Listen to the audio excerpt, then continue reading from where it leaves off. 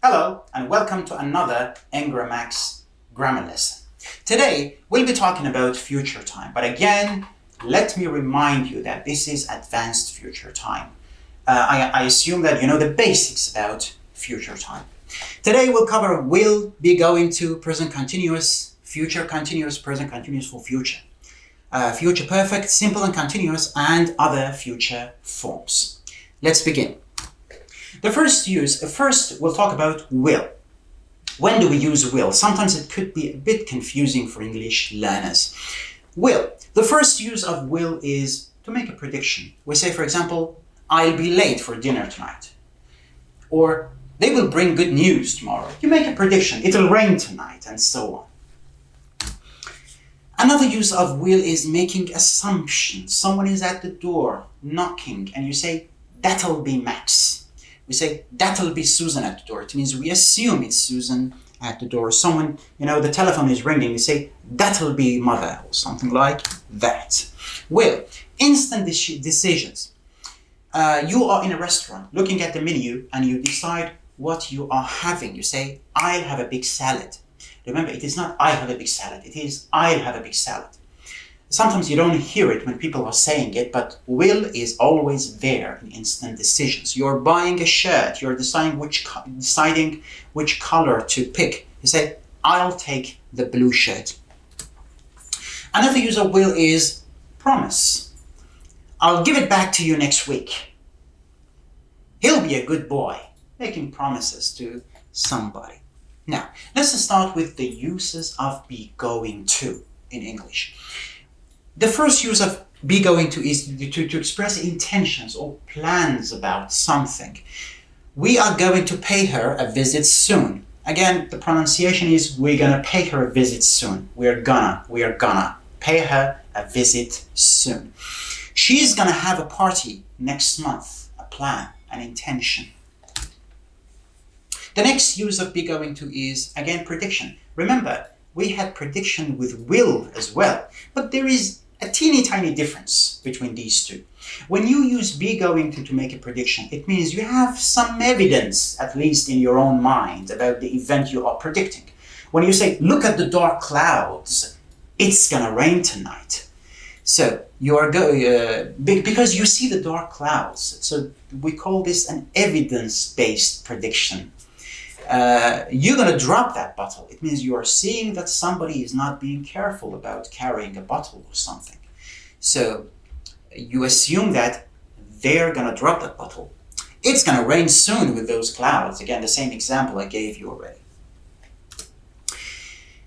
Now let's start. Let's cover present continuous again. This is the exact slide from our previous lesson in present time.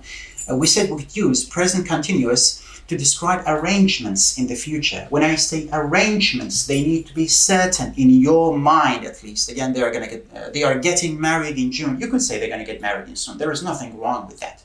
Look, let me explain something to you. Sometimes we have different choices, multiple options to use in a sentence. The thing is, we tend to use the best choices to send the most correct or the most the exact message that you want to send across. So yes, of course we have different choices, but there is always a best choice, mind you. Arrangements in the future, he's leaving tomorrow. He has a ticket or something and he's leaving tomorrow. Future continuous.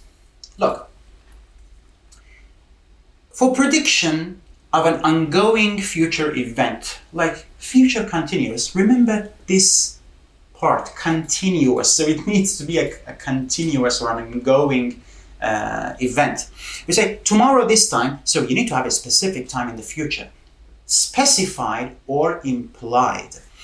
I'll be swimming. So the swimming will be in progress at a specific time in the future. Look, this is now, and you are making this prediction now. This is a prediction.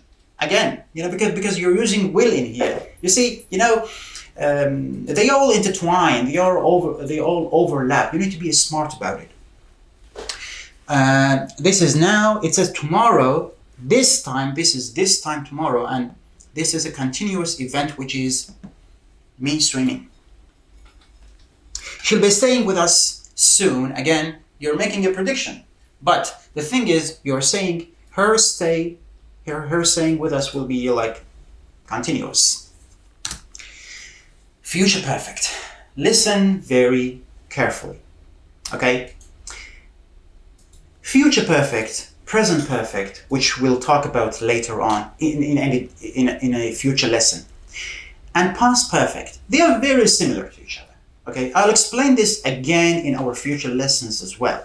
When you say, let's take for example, present perfect. You say, I have seen that film. What does that mean? It means from the beginning of your life until the present moment, you have the experience of seeing that film. So, I say from the beginning of time, or beginning of your life, or whatever, from the moment of until the moment of speaking. So, that's why we use it present perfect. Future perfect is exactly like that, but you shift the reference point to the future. Past perfect, which we'll be talking about in our next lesson. I'll explain past perfect to you. It's the same concept. You can push or you shift the reference point to the past. But let's talk about future perfect for now. It's as if you go to the future and you look back and you see something has already been done. You look back from a future point. In 2 years, I'll have finished the book. Let's assume I'm writing a book, not hopefully reading a book. It wouldn't take you 2 years. So I'll have finished the book. It means in 2 years, I assume I am 2 years in the future, and I'm looking back and I see my book has already been finished. Has already been finished. You see, present perfect, because I'm assuming I am at that moment, but I'm not. So I need to change it to future perfect. By 2030, remember, by is a very common preposition that goes with future perfect. So when you see by in a time phrase, in a sentence, your first guess should be future perfect. In 2 years, yes. By 2030, COVID restrictions will probably have been lifted. So again, look, this is the present moment. We're speaking at this moment. This is 2 years from now. This is for the first example. So 2 years from now, we go to this point and we look back. We see at some point, we don't know. That's the point. We don't know. But we are sure at this moment, it will have finished. So this is again, the timeline, explain future perfect. Future perfect continuous. Listen very carefully again. This comes with emphasis on duration, just like present perfect continuous or past perfect continuous, which we'll talk again next week. In 2 minutes, I'll have been talking for 10 minutes. I'm just assuming, I don't know. So this is now, this is 8 minutes ago, and this is 2 minutes from now. I say, when I get here, I'll have been talking for 8 minutes. So I'm covering this whole period in here. This is the meaning of, and remember, it's very common to emphasize on the duration. Like, I will have been working there for 25 years, for a long time. So remember that. Other future forms, sometimes we use different forms to imply something in the future. We say is or are to be. We use this for instructions, arrangements, and obligation. We say all students are to report to the front desk. Look, it depends on the context and the situation. Otherwise, you cannot tell if it is an instruction or an arrangement or an obligation. In here, this is obviously like an instruction or arrangement. Again, there is no clear distinction. So, she is to be informed about the matter. It means this is what we do in here, or this is an obligation. It doesn't matter as long as you know you are using the right form. Other future forms, the game is about to start. So, to be about plus infinitive is a different future form. She's due to arrive tonight. To be, due plus infinitive, to arrive, is another future form. It means She should arrive tonight. It means it's on the timetable. The train is just about to leave. And sometimes you just add just in here instead of is about to start, is just about to start. It means we are very close to the starting point. I'm on the point of sealing a deal. To be on the point of something, a noun or a noun phrase or a gerund. He is on the verge. Sometimes instead of on the point, we use on the verge. He's on the verge of a big break. Again, the same. A big break, a noun or a noun phrase or a gerund need to be used. Let's start with our first exercise. You can pause the video and answer the question.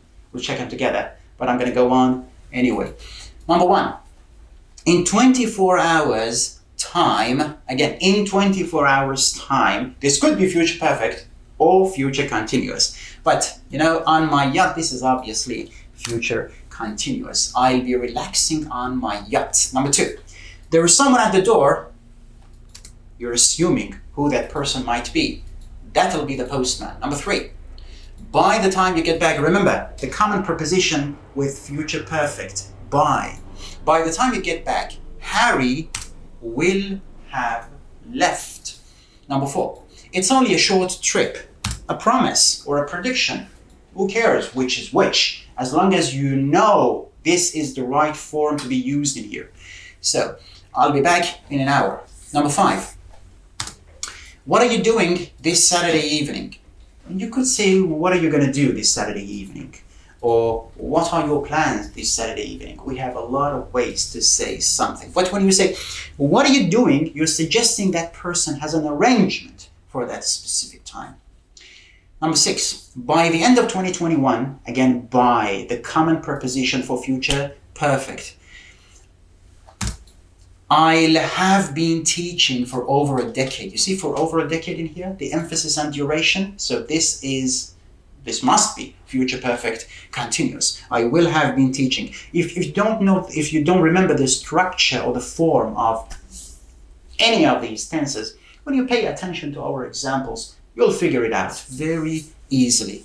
Number 7, by the end of the week, again by, we will have decided what to do. Number 8, again, this is a form of prediction or a promise. It won't be long before Dr. Smith arrive. Dr. Smith is here. Look, this is a common, this is a common form to express something like that. We say, it won't be long before. So this is a fixed phrase, kinda. We use them always together.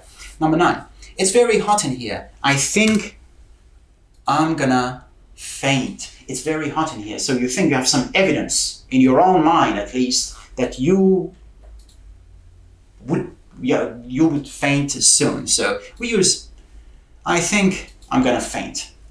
Number 10, what are you gonna give Anne for her birthday? Have you decided yet? Okay, you could say, what are you giving Anne for her birthday? Or what will you be giving Anne for her birthday? You could use future continuous. Actually, one of the uses of future continuous is you want to sound more polite. So, will you be going to the party, Mr. X, or something? Instead of saying, are you going to the party? Or are you going to go to the party? And so on. Okay, this is about future forms. I hope you found it useful. See you next time.